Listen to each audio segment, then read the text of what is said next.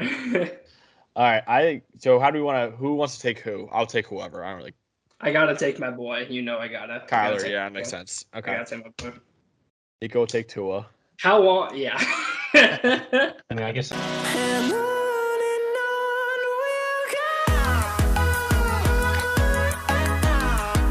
Welcome to another episode of Boom or Bust, the draft show. Max Chadwick alongside Nick Merriam, Donny Clemons, and again joining us, Nico Delfrate, Elite Takes. You know him, you love him. Above 300,000. I'm not even going to say that the follower count. Like, it's going up every single day. But anyway, we love Nico. We love his positional rankings. And we realized something last year when our, QB rankings for the 2022 NFL draft in the summer, which is not doing well. We're like, all right, people don't care about the draft right now. So what are we going to give you? We're going to give you NFL quarterback rankings, which I know have been exploding for a lot of people. So we're going to give our top 10 or consensus top 10 quarterbacks in the NFL. We each have our own top 10, and we made, like our big boards, we make a consensus top 10. Before we start the video, follow Nico at Elite Takes on Twitter and TikTok. Make sure to follow us at Boomer Bust Draft. Hit that subscribe button too, and check out the merch store. So we're going to each start off with... real quick. I just want to say congratulations to Max Chadwick for officially passing me on followers on TikTok. So congratulations to the Boomer Bust TikTok.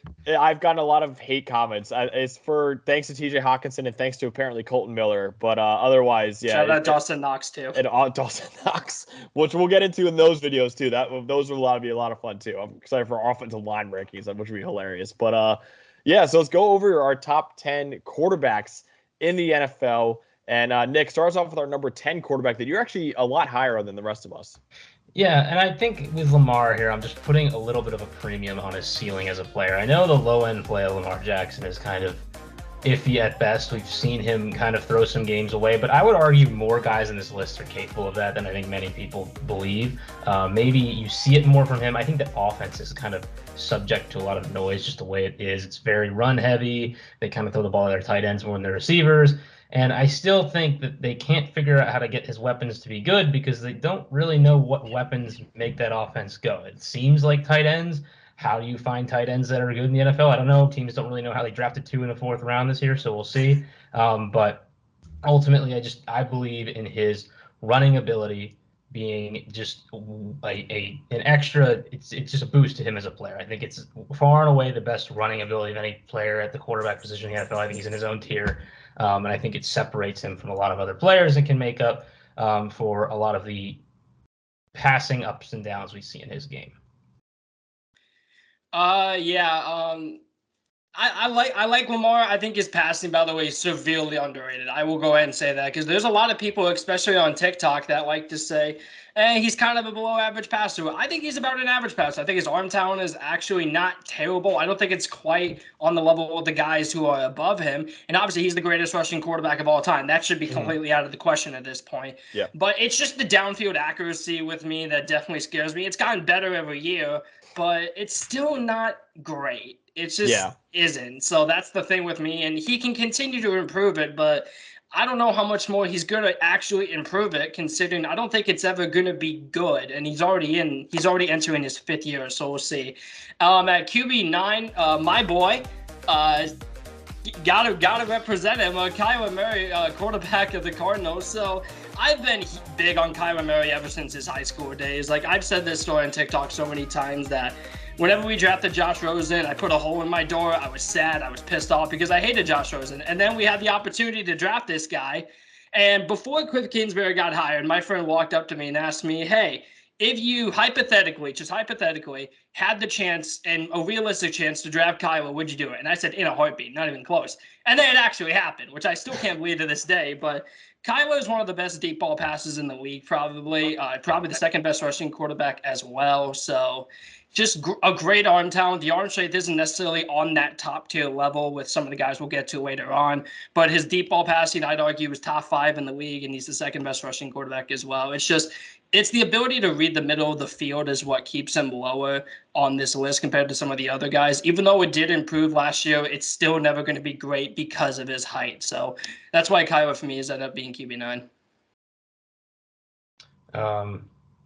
All right, so we'll bounce around this one really quick. I had Kyler below Lamar, which I know Donny has been like a big not fan of this summer. I'll quickly explain that. I don't hate Lamar, man. I know. I don't hate Here's him. the thing. So I was a big fan of Kyler coming out, and I still like Kyler, and I want him to succeed.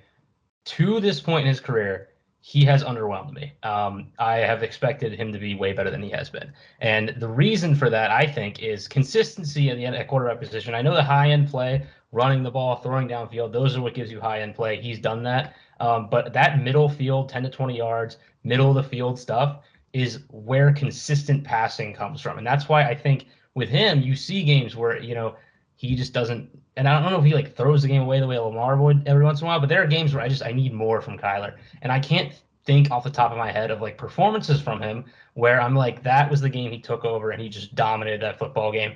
And when he is playing his best, it feels like, he's a shutout pitcher with 8 runs in support. And I still think it's there. Obviously, he's been in the league less than Lamar, and I think he could really develop still into a great player. And I think Cliff Kingsbury's holding him back. Obviously, that's a whole thing.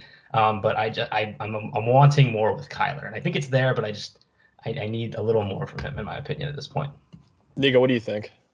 Yeah, I think Kyler, probably left a bitter taste in everyone's mouths with that playoff performance and how he kind of fell apart at the end of the year. But when it comes to him and all this dialogue around how DeAndre Hopkins carries him, I think the dialogue should be more about how Cliff Kingsbury doesn't use DeAndre Hopkins to his best of his ability. So now you got the casual NFL fan thinking, oh, he should just be, breaking records with D-Hop. But it's hard to do that when all you're putting him on is hitches and the occasional fade route, which Kyler always hits, by the way, which is something that really impresses me.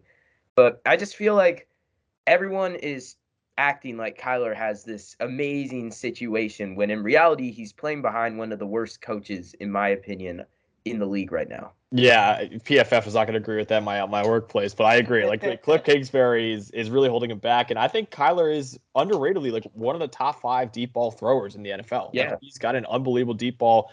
The intermediate stuff I agree with, but he actually really improved last year, I thought, from what I watched. But yeah, I mean, with Lamar, it's a decision making that I don't love, and I think Kyler's a little bit better at that, and it's close. I think it's a lot closer than people think, but I do have Kyler slightly above Lamar. So Nico, who is our number 8 quarterback, also NFC West too? So coming in at number 8, we have Matthew Stafford, who I am admittedly very high on. I have him at 6. Everyone else here has him at 7 or 9.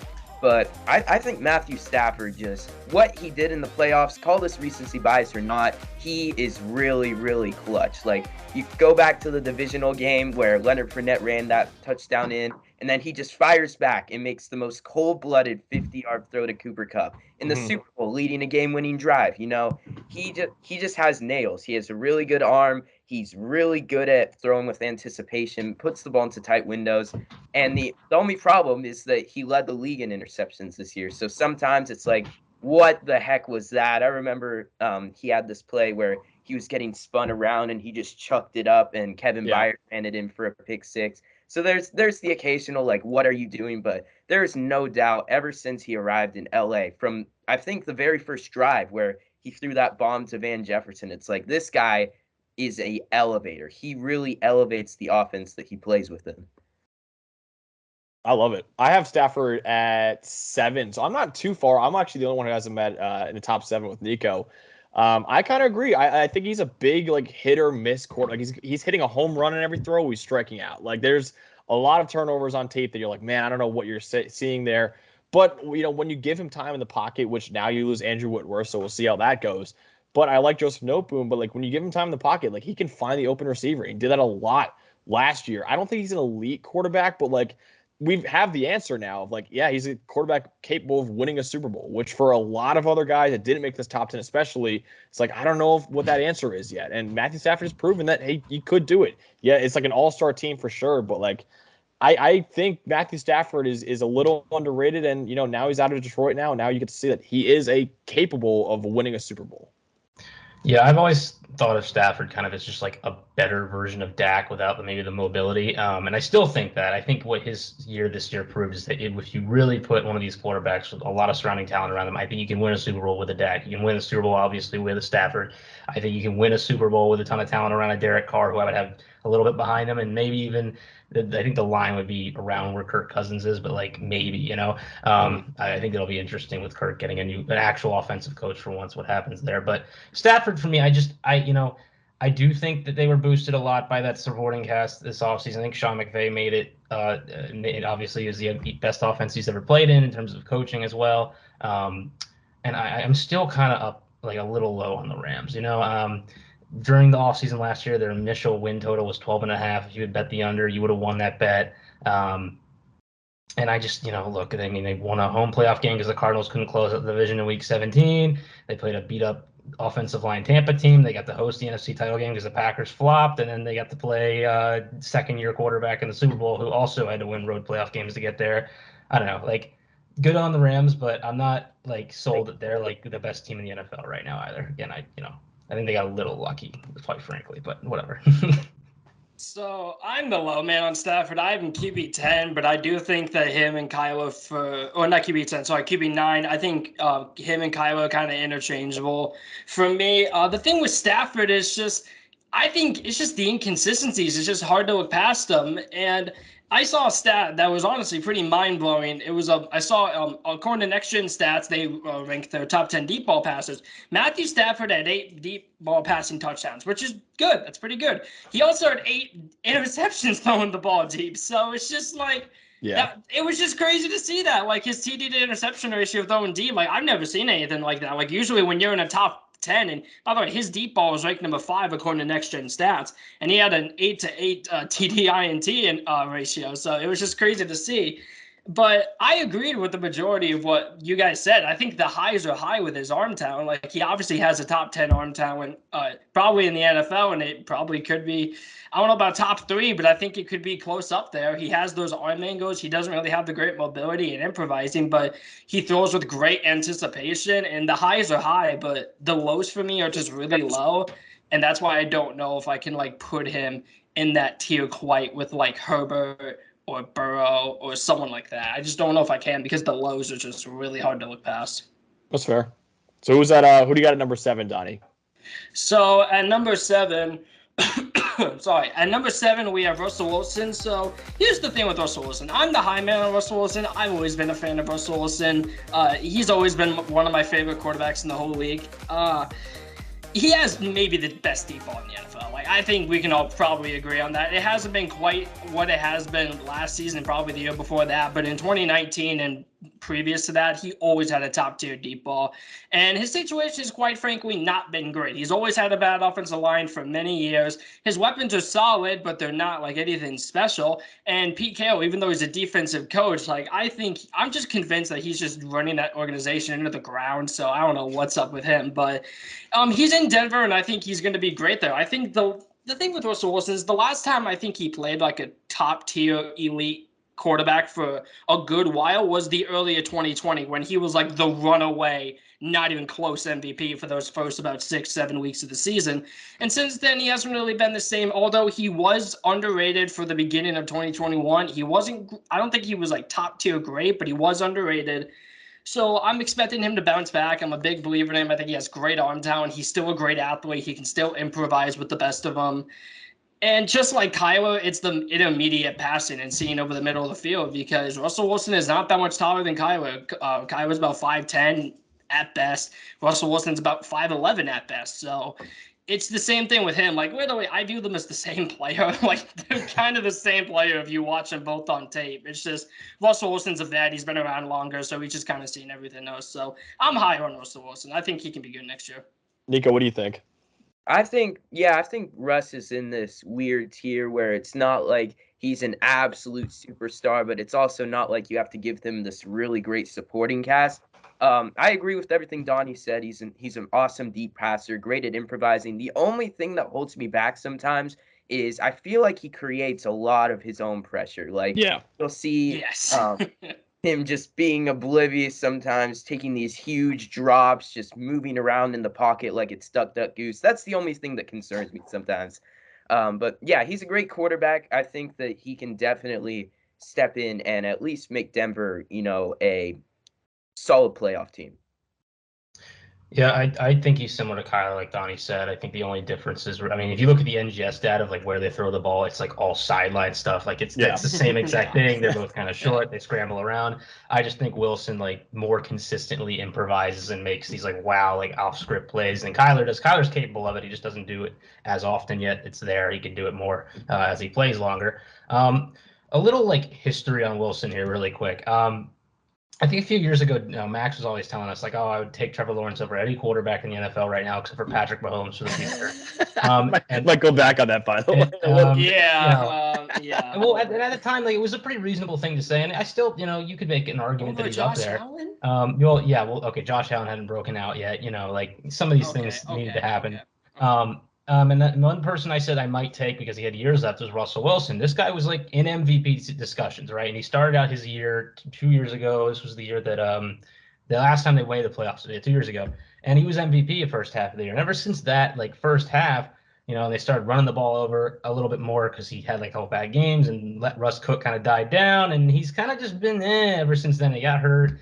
And I'm just a little cautious about him because he just hasn't quite been the same player since that happened. I think a new environment will be great for him. I think Nathaniel Hackett will work. If there's a guy I'm low on this list, it's him. There's a very real possibility that he just blows it up in Denver this year, and we look at him and we're going, wow, that's like the best quarterback in the league. I think it's possible that's what we're looking at him as after this season. We'll see, but I think he has that type of ceiling still. Yeah, it's a very sneaky MVP bet, I think. I do think like he put a really sour taste in our mouth with the end of the season, but I think people need to understand like he only started playing bad when he got that finger injury, and he did rush to come back from that finger injury, and obviously did not look ready at all. So I do think like he is like when he's on the field, he's playing like a really good quarterback. Maybe honestly 8 for me, it might be a little bit too low, but it is a question of how he'll look after the finger injury. I think he'll be just fine. He does taper off down the stretch too. Something I noticed, like he starts off crazy, MVP candidate, and then he kind of slows down as the year progresses. So, in a new environment, maybe he does it for a whole season. But I think Russell Wilson right now, number 7, might be far too low. Like he could be a top 5 quarterback when it's all said and done. Nick, who's at number 6? Yeah, so Joe Burrow, I got 5th on my board. He's 6th on ours. I'm the high man.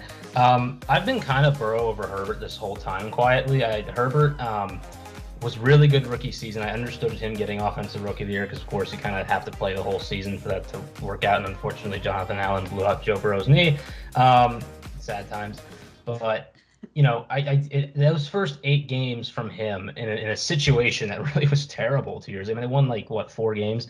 He looked really good, and I think it was kind of an underrated storyline 2 years ago. And last year, I even picked the Bengals this past year to be pretty bad because there's all this offseason stuff about his knee. He doesn't feel good about it. I've been through a similar injury, not as bad as what he had, but it's a difficult one to get over mentally. It's a tough injury to deal with. And he showed up with a bad offensive line running for his life this year and just got the ball out quick, made every single correct decision, and then took his shots downfield when he needed to, threw the ball accurately, and got his team to a Super Bowl. Yes, Jamar Chase and all the weapons they have helped, but quite frankly, if you put that up against other teams and then also calculate in, okay, a defense that's up and down and also the offensive line, it's not like a situation was foolproof, right? And I think he is the high floor guy in the NFL right now. I think you're going to bet on, and I don't people are picking this team not to win the division. I don't really see where their floor is. People are picking them not to make the playoffs. Where are they going to fall off? The offensive line is way better. They invest in their secondary, and I don't see Burrow being bad. I can't imagine him having a stretch of 8 games where he doesn't play at least well. Whereas I could see it from one of these other guys, maybe. We said this in the chat. He's the closest thing last year that we've seen to Tom Brady the past 20 years is what Joe Burrow did last year. Yeah. He kind of reminds. I mean, I was talking to my friend earlier. He reminds me of the modern day Drew Brees or Tom Brady. He really is. I agree with a lot of what he said, and I just want to get to that topic real quick. The people are severely underrating the Bengals. Listen, I understand they're probably not going to make the Super Bowl again because the AFC is ridiculously stacked. But this team is really, really nice on paper. And it got better. They made the Super Bowl last year, and it got better. I'd argue the offensive line, I'd argue it's top 10, borderline top 10. That is a good offensive line. That is a really good offensive line, and they already have the weapons. Jamar Chase is an elite wide receiver. Tyler Boyd is a great slot. T. Higgins is a great wide receiver. They have weapons. They have the same weapons, and now the O-line got better. Is Burrow going to win the MVP? I don't know if his ceiling's necessarily going to be high enough for him to win an MVP like throughout his career, but I know he's always going to be in the conversation of one. But his floor is high enough to where I know he will always be a top 10 quarterback throughout his entire career. So I like Joe, but I am on the Herbert train just because I think the tools are so much better with Herbert, and the fact that he had, quite frankly, a worse supporting cast, like by a comfortable margin, and put up similar numbers in definitely an easier division, but it's not like that division was like bad or anything, at least last year. This year, it's obviously different, but last year it wasn't as good as this year. So I am on the Herbert over Burrow train, though. Nico, what do you think? Yeah, I'm gonna agree with what both of them said in terms of he has the really solid floor, but maybe not the MVP level ceiling. Like, I don't think throughout the years we're gonna see him doing what he did against the Chiefs and Ravens at the end of the regular season. But yeah, he's super consistent. He executes the offense really well. I do think that his playoff run was a little bit overplayed. I think that was more of like a defensive masterclass. But yeah, he got the job done. He never really like underwhelmed, and I'd say that's something that's a little underlooked in quarterback play sometimes. Yeah, he was PFF's highest graded quarterback last year. Like timing, accuracy, decision making is like some of the best in the league. Like, and he's still like, we make the Brady comps, but like unlike Brady, I'm not comparing him to Tom Brady, but like unlike Brady, like is he the GOAT, Max? No, he's not the GOAT. Not the is GOAT. He the GOAT. Maybe the swaggiest of all time. I love Joe Burrow. There we go. I like that. He makes magical plays, escaping pressure, man. Like finding open receivers. And frankly, like Tom Brady never really did. Like Tom Brady's not a guy who's gonna run around. Now Tom Brady's pocket manipulation, it's a different story. That his pocket presence is some of the best of all time. But Burrow like makes those magical plays that you saw at LSU. And like the big negative that I had for Burrow heading into the year was that in his rookie year, his deep ball just was non-existent really. And this year, when you get Jamar Chase in there, like it really unlocked that offense in a lot of ways. And, Burrow's not the physical freak, and, it's not his flashy plays aren't as sexy as any of the other top 5 quarterbacks on this list, or maybe not Brady. But anyways, like he still really deserves to be this high because he has been one of the best quarterbacks in the NFL, and it's only 2 years into his career. So, Nico, I guess everyone could probably understand who number 5 will be. Now, these guys will be compared to each other for the rest of their careers, but who is number 5? Oh, yeah, it's always going to be a debate, but at number 5, we are leaning towards Justin Herbert being the best quarterback from that draft. I mean, Herbert the way he played this year was just a little, I would say, less aggressive than what we saw him as a rookie. As a rookie, he was just behind this horrible offensive line. He was just chucking it deep. This year, I would say he was a little bit limited by the offensive play calling at time. He doesn't really have super dynamic receivers, which is something that I think will always be an issue. I'd love to see him get like a better separator and better threat in some ways. But you know what he did this year, especially at the end of the season in that Raiders game, the second half, the fourth quarter, he had like 7 fourth down conversions with Max Crosby chasing him around like a madman. Like that to me was probably the most impressive quarterback play I've seen within a single quarter. So yeah, I love Herbert. I think that he is an MVP candidate this year. Yeah, Storm Norton. He's still a right tackle after that game, which is unbelievable. Like I can't believe that guy still is a starting right tackle. I don't want people to know that just because I have Burrow over him doesn't mean I don't like Herbert. I'm a big Herbert fan. No, you hate him. You have 2 over him. Big Brandon Staley guy. Like I love the Chargers. I hope they get it together this year because, quite frankly, that team is underwhelmed at this point. I was really hoping they could make the playoffs last year. And they just missed out. And I think there's a couple things with Herbert that kind of tick him down below Burrow for me. And it's one, I think he wasn't able to adjust kind of to the pass rush this year. I know maybe the offensive line situation was actually better probably than what the Bengals had, but he was getting pressured still off that right side in quite a few games. And he's not really the type to consistently get the ball out quick. Early in the year, unfortunately, against Washington, when they had Brian Bulaga and they had better protection, they were still kind of giving up some pressure. He was able to, but once you kind of saw that, like those games where it was just like the O-line can't block anyone, like on the right side, like he still had to kind of like take his time to get to somebody, get outside the pocket, find someone downfield, get open. And I get more, in my opinion, throws from Herbert that are just like, what are we doing? Like there are a couple interceptions on his film that are like, all right, that's you're young and you need to figure this out. It's still there a little bit. It's not like all the time, but like of the guys who are high on this list, like I think he's the one who does that sometimes. Josh Allen at times will do that Yeah. a little bit. But that's kind of just the gunslinger in them that is there. And I think Herbert hasn't. Again, he's developing. The ceiling for Herbert is above the screen, but I still think we're looking for it. And Joe Lombardi is horrible, and it's hurting his development. Yeah, Herbert is really good at football. I would argue he has a top 3 arm talent in the NFL. Watching this guy throw the ball deep is just so much fun to watch. Like, okay, I'm just going to go and say this right now. I can promise you, if you would have asked any of us before the 2020 draft, out of those 3 quarterbacks, Joe Burrow, Tua Tagovailoa, and Justin Herbert, who would have been the worst? I can bet you $50 all of us would have said Herbert would have ended up being the worst. But he proved us wrong, man. I mean, he's unreal. Like, already in his 2nd year, and he's just doing things that is just unspeakable. Like Nico said earlier, like that Raiders game in that last quarter, like he was just making throw after throw after throw, and it blows my mind that casual fans will criticize him because they're like, "Oh, I'm not putting him top 6 or whatever until he makes the playoffs." Like, what do you want to do? Like, that man was going all out in that 4th quarter. He was the best player on that field, and it wasn't really particularly close in that 4th quarter, and he just couldn't do it because his team just gave up on him. Like,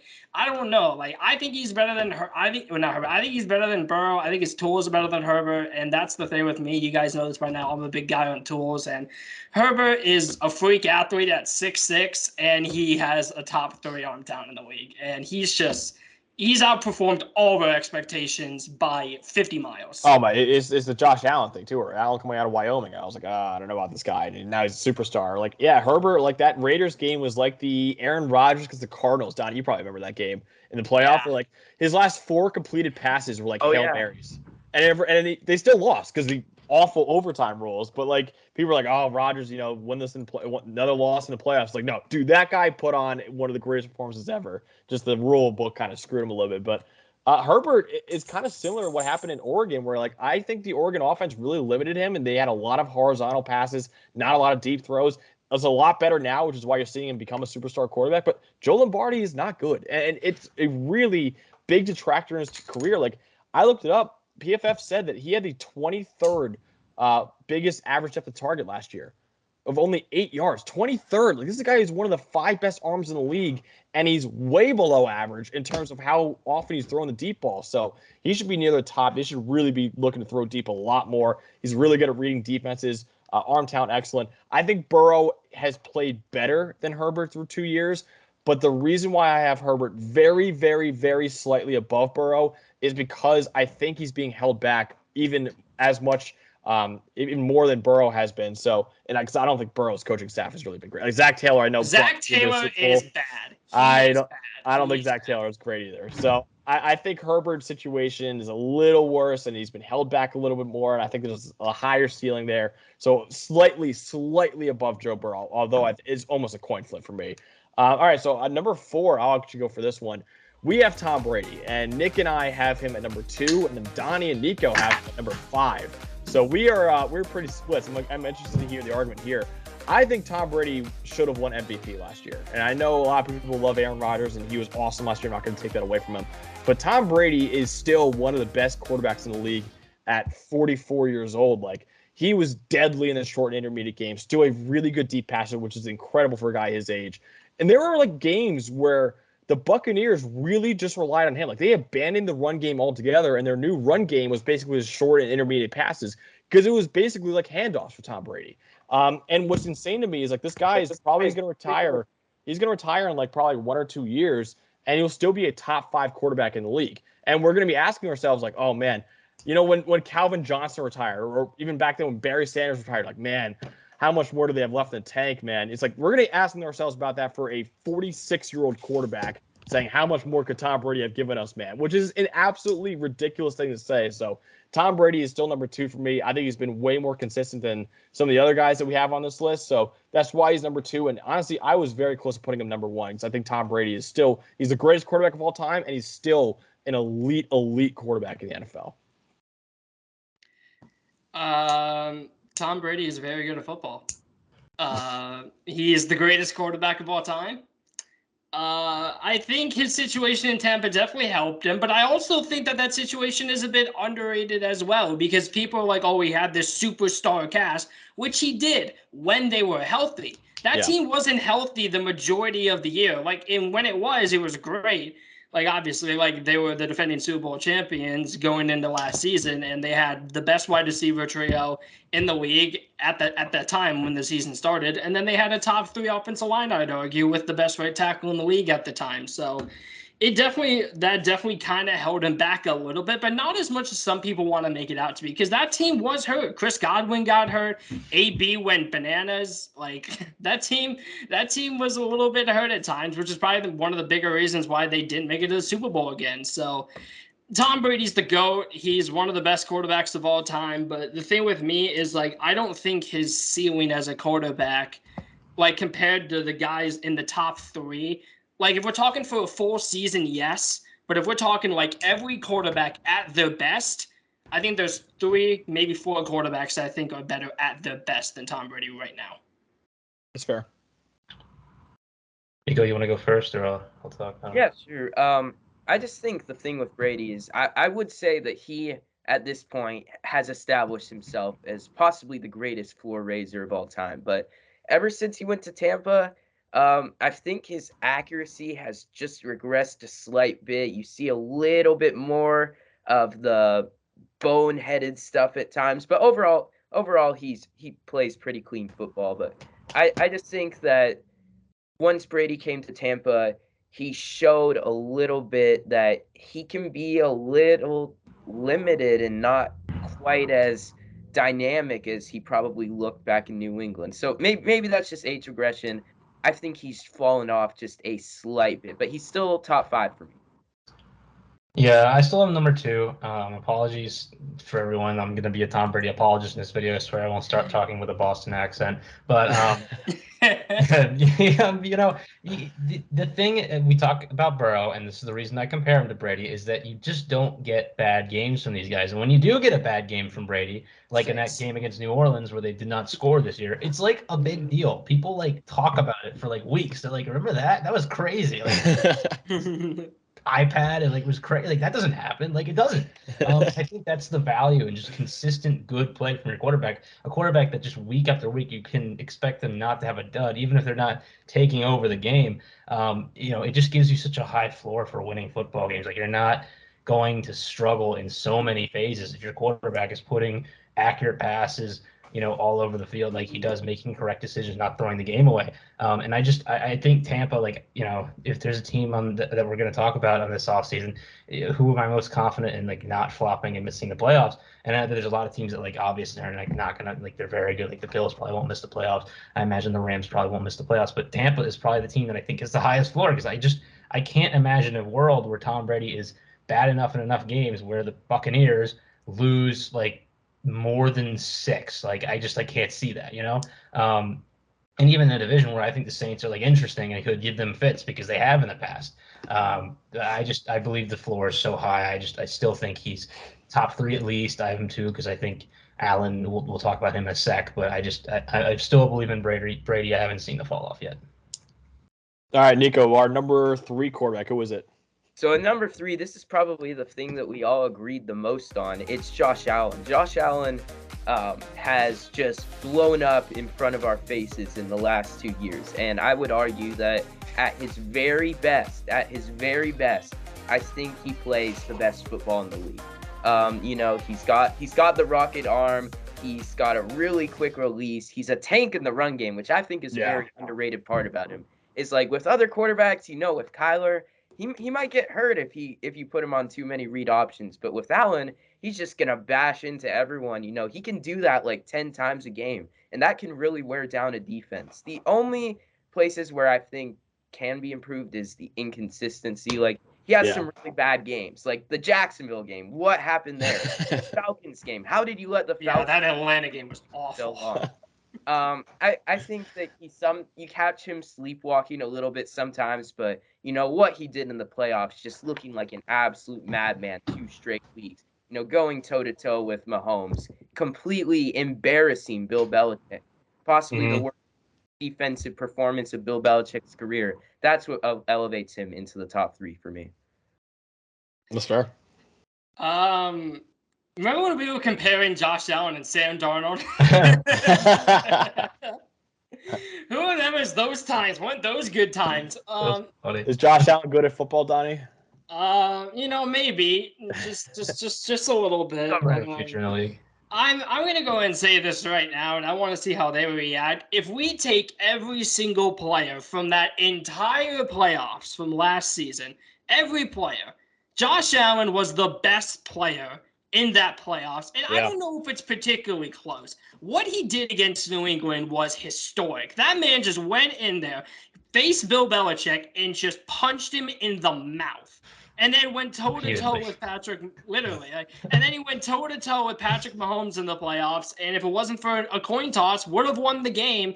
And quite frankly, I don't know if he outplayed Mahomes, but he was pretty close to it. So he's just – and I agree with Nico, absolutely. When every quarterback is at their absolute best, I think Josh Allen is the best QB in the entire NFL because I think he has the best tools. And when his accuracy is on, it is on. But the thing is, the reason why I don't think he's in the top 2, and there are a lot of people on TikTok and Instagram that want to try to push him into that number 2 spot, I just don't think I can because the consistency needs to be fixed just a little bit because, like Nico said, that game against Jacksonville wasn't good. Then he had quite possibly, I'd say, a bottom 5 quarterback game, maybe bottom 3 quarterback game against Atlanta. That was horrible against Atlanta. So that's the only thing I just want to see. And if he can fix that, I think he can be a Hall of Famer. Yeah. Yeah, and people forget last year. I mean, their first 2 games, they played Max's Steelers, somehow lost that game. Like I think people forget that game. That was absurd. And they played Miami and they won 35-0, and people kind of ignored it. But Allen didn't play well in that game. No, he did not. Allen started off a bit slow in the season, just a little bit. He gave us like the lucky for him, he got to play Chase Young not knowing what to do on plays and William Jackson not knowing what to do on plays, Washington defense to get himself going again. But we're always here to help these guys out. But he really turned it on in the season and in the playoffs. And I think this is in my I don't think this is a hot take, but like this is like setting up to be the Bills' big season, like the Josh Allen MVP season. Like I think this is like where we see him flourish. But there are these games where it's like, there's simple things they do. They still do a lot of RPOs because he can run the ball well, and they still like just try to like do these like short area accuracy, just muscle it in there type throws because we know he can. And I think sometimes he just like gets in such a rhythm that he just throws these rockets and like forgets to like do his actual mechanics, which he has recently learned. And you'll just like see these wildly inaccurate throws that get intercepted. And I don't know. That's just I think it's a discipline thing. Like he's probably getting it figured out, and I think slowly, but surely, we could be talking about this guy is better than Mahomes. Like at some point, like I think he's on his way. But the consistency does matter. And I think it's a little scary because I think him consistent is I mean, look what he did to Mahomes last year. Like those two, like you haven't really seen that. Like we saw the Rams Chiefs Monday night game. Everyone was like, oh, this is the NFL. But it was like Jared Goff, like, kind of like, there's Gerald Everett. Like, peak NFL. And Jared Goff's on one sideline. Yeah. Like when it was Mahomes and Allen, it was like, holy, like, yeah, like it's just lasering balls, and it's different. Like I really believe it's just different with those guys. Yeah, with 4 touchdowns in the final 2.5 minutes, I think it was, or something like that. It was absolutely absurd. Yeah, it was absurd. Yeah. 13 seconds. I will never forget that. We'll get into him in a second. But like Josh Allen, like I have him at 4, so I'm the low man on him, and that really is just due to the taking care of the football, inconsistencies. Like I think that he is more inconsistent than the top 3 guys that we're gonna get into in 1 second, or top 2 guys, excuse me. But Josh Allen, like he's the most physically talented quarterback in the league. Like he's got one of, if not the strongest arm in the league. Like I'll keep going back to the Gabriel Davis throw in that divisional round. Like that was a ridiculous throw. And also, like I found this stat, like he broke a tackle on 29% of his carries, according to PFF. That's only behind Javonte Williams for everyone. Everyone, like every player in the NFL, every player is at least 100 carries in the NFL. Javonte Williams is the only one who broke a tackle more efficiently than Josh freaking Allen. So Nico mentioned that, like, underrated dual threat, like one of the best dual. Yeah, Sam Howell too. We're pushing that agenda. Sam Howell is an unbelievable dual threat. Yes. Nico, I know, is with me. Washington Commanders. I mean, Sam Howell should be on this list if we're really looking at it. But Josh, like inconsistency is scary, but the ceiling for Josh Allen is the highest in the league. And I think he could be the best quarterback in the league. Just got to get more consistent, but he's got the highest ceiling of any quarterback in the league. Number 2, actually, so I have this guy at number 1, and back-to-back MVP. I'm sure a lot of people probably have him at number 1. Aaron Rodgers. And I mentioned before, I don't think he should have won MVP last year, but like he was still an incredible quarterback, and I was fine with him winning the award. I think over the last 3 years, he's probably been the best quarterback in the league. He's incredible. So like the Josh Allen thing is like, yeah, like these special throws are all over his tape, but like you see a lot of not great plays where he's putting it in harm's way. You don't see that Aaron Rodgers, whereas he has the special throws, he's never putting it in harm's way, which I think is just something that is absolutely absurd when you look at it. And the situation last year wasn't great. Bakhtiari missed all but one game last year. You have Devontae Adams, but you have literally nothing outside of that. And yes, LaFleur is a great coach and a great play caller, but like when you're only throwing to one receiver and they know, hey, that ball's going to him, and we'll get into Devontae Adams in a future video, it's hard, man. It is hard because they're double teaming him a lot, and for him to still be an MVP caliber quarterback, I will say my top 3 of Mahomes, Rodgers, and Brady, they're interchangeable. You can have them in any order. I'm fine with it, but I leaned Rodgers here just because the level of play that we've seen is unbelievable. The playoff is different, and I understand that's going to be the main detractor from him, and I'm cool with that. But otherwise, like I think his level of play over the last 3 years puts him at a slight number 1 for me, although I don't feel great about it. Aaron Rodgers is a very good football player. He's the back-to-back MVP. What do you want me to say? Like, it's tough. It's tough talking about these guys now. Okay, yeah. Aaron Rodgers is the most. It's either him or the guy we'll get to after. He may be the most talented football passer I have ever seen throw in NFL football. He might be. Like, Brady's the GOAT. He's the undisputed GOAT. But the best of all time, I think it's Aaron Rodgers. Aaron Rodgers is the best football player I have probably seen from a quarterback throw in NFL football. Like, he's obviously not going to have Brady's accomplishments, but in terms of arm talent, escapability, just being able to just be an amazing quarterback, I think it's Aaron Rodgers. Like, what he does, and it's still crazy that he's playing at this high level. And I know Brady's obviously playing at a very high level as well, and we definitely need to give him respect for that because that's just absurd. But the fact that Aaron Rodgers has won back-to-back MVPs at this age is just absurd. And in my opinion, I think he's a top 3 quarterback of all time behind Brady and Manning. Like, he's a 4-time MVP. He's the most skilled quarterback in NFL history. Like, what is there to just talk about? He's just special. And there's not much there really isn't much to say. He's just special. Yeah.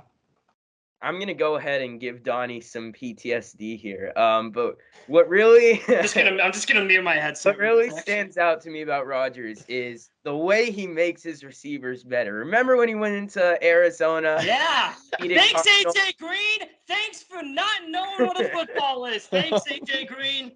He made Randall Cobb look like an all-pro that night. Remember 2020 versus the Saints. Devontae Adams is out. Allen Lazard goes for 170 yards. Like, he just makes the people around him better. It's unbelievable. And that's the reason why I'm really not too worried about him going into the season. I think that he can really make anyone look above average. Christian Watson, baby. Christian Watson season, Donny. Watson will be the best receiver of all time. Jerry Rice, look out. Yeah, I mean, all right, I had him 4th. And maybe I'm getting Rodgers fatigue because normally I'd have him like 1 or 2, right? I don't really know what to say, man. Like, this guy hasn't had receivers for like 6 years now. It feels like they just won't give him receivers. They traded away Adams when they finally drafted one. And I don't know, at some point, like, I just kind of feel like, yeah, year 4, like, you should probably just like realize that that's what you got, and you just kind of got to deal with it. Like, and not that I think he doesn't. It's just there are these duds in playoff games with him, and there's a lack of a feeling with me with him where if they get down by 14 points, that no matter what happens, Roger gives that team a chance to win. Now, he has comeback wins in his career. We talked about this in our group chat at one point. Most of those comeback wins that he does not have nearly as many as some of these other guys on this list are against like the Bears and Lions, who have been like fantastic teams in his career, of course, like powerhouses, those two teams. So, it just goes to show like I don't see him being the guy that with the supporting cast they have, let's say they're in a game against Tampa Bay in the playoffs, and they're down 21-7. Like, and I know they nearly made the comeback in the NFC title game from like deficit similarly, but it was kind of like it was a weird one. They got a bunch of picks from Brady. It was a sloppy game. Rodgers didn't really play that well. Like, where is the it's the fourth quarter and I need to be perfect now and like literally light this up and throw for 200 yards and 3 touchdowns in one quarter? I don't want to not call the guy clutch, but like it's there. I don't know. There's like different types of clutch, right? There's clutch on like a Thursday night game against a good team, and there's clutch that's like this. You got to win now. Like it matters. And I know this is like the first takey like internet like, oh, he hasn't won a Super Bowl since his like rookie year, but like I am starting to get concerned because this guy really, really should have more than one NFC title at this point in his career. Yeah, that's fair. Number one now. I mean, so Tua Tagovailoa is our number one quarterback. As Yes. Nico put him at -5 just to skew the rankings a little bit. But Donnie, why don't you get into Patrick Mahomes a little bit and why he's number one? Yeah, so I honestly, who is this guy?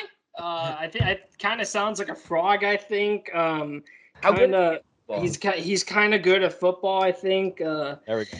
Yeah, Patrick Mahomes is really good at football. Okay, so I just want to say a couple things about him real quick. Brady's the greatest quarterback of all time, and I think his legacy is cemented. But the thing is, and I'm not saying it's going to happen, but if there is any quarterback in the league that has the ability to maybe not dethrone him, but to come close to him, it really is Patrick Mahomes. Like, what he has done within his first few years is unreal. This is his fifth year, sixth year? This is his fifth year as a starter, and he's already made 2 Super Bowls, he's made the AFC Championship every year of his career. He's made the AFC Championship. He's 2-2 in the AFC Championship, and all those games came down to the final play of the game. All of them did. One of his overtime loss against the Pats, and then he beat the Bills. Who else did he beat? Titans, right? Titans, yes, beat the Titans, and then he just lost to the Bengals. Like, what he has done at this age already, it's just unreal. And people are saying he's going to regress without Tyreek Hill. I think he'll be fine. I really think he's going to be fine. And just he's so special, man. Like, we all kind of looked at him in college like, oh, there's a lot wrong with him. Andy Reid really transformed him into just an absolute monster. Like, you really got to give Andy Reid a lot of credit for what Patrick Mahomes is. Like, yes, Patrick Mahomes, he had the arm talent. He had that escapability. He already had that improvisation. His mechanics and accuracy in college were quite frankly pathetic. Like, and some terrible consistency as well. Like, I remember, and we all remember this. Remember that game against Oklahoma where he threw for like 750 yards in one game? And you want to hear what he did the next week? He threw 6 picks against Iowa State. Like, what are we talking about? Like, he was terrible in college, but just Andy Reid just really molded him into like maybe the most skilled quarterback I've ever seen. Like, what he's done already is unreal. And I want to say this real quick. Patrick Mahomes, even though he lost Tyreek Hill, even though people are sleeping on the Chiefs a lot, saying the Chargers are going to win the division, my MVP pick is Patrick Mahomes. I'm going all out with it. I think he should have the highest odds in my opinion. Like, he is the best quarterback in the league. And yes, Josh Allen at his best is better.